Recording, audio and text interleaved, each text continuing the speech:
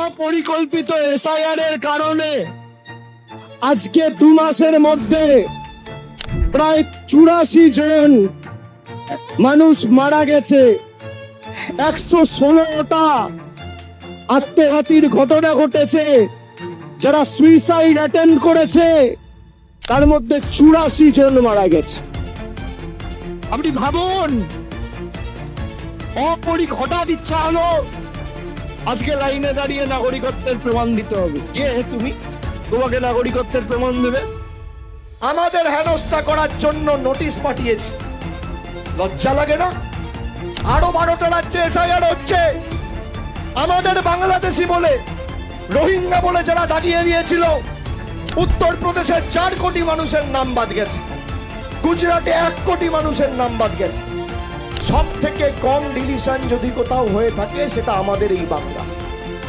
আর এই বাংলায় যেহেতু কম ডিলিশন হয়েছে, নির্বাচন কমিশন আর ভ্যানিশ কুমারকে কাজে লাগিয়ে জোর জবরদস্তি নাম বাদ দেওয়ার ষড়যন্ত্র করছে ভারতীয় জনতা পার্টি। পরবর্তীকালে এসআইআর করে মানুষকে ধারাবাহিকভাবে নির্যাতিত করেছে। এই কমিশন নির্বাচন কমিশন নয়, এই কমিশন হচ্ছে নির্যাতন কমিশন। যে মানুষগুলো এদের ভোট দিয়ে নির্বাচিত করেছে তাদেরকে বলছে অবৈধ।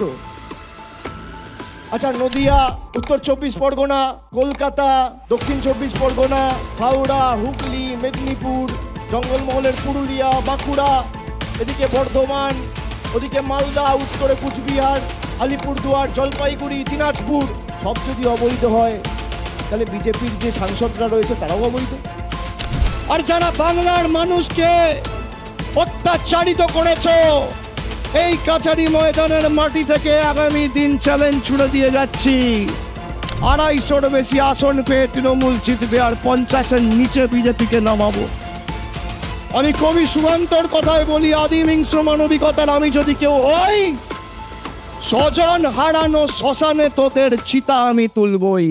দেশের সর্বোচ্চ আদালত সুপ্রিম কোর্ট তৃণমূলের দাবিকে মান্যতা দিয়ে বলেছে লজিক্যাল ডিসক্রিপেন্সি লিস্ট রিলিজ করতে হবে।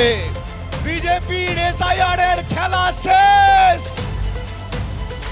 তাহলে কার ক্ষমতা বেশি, মোদিজি, 10 কোটি মানুষ, না বিজেপির জমিদার বহিরাগত জল্লাদ, না খেটে খাওয়া মানুষ?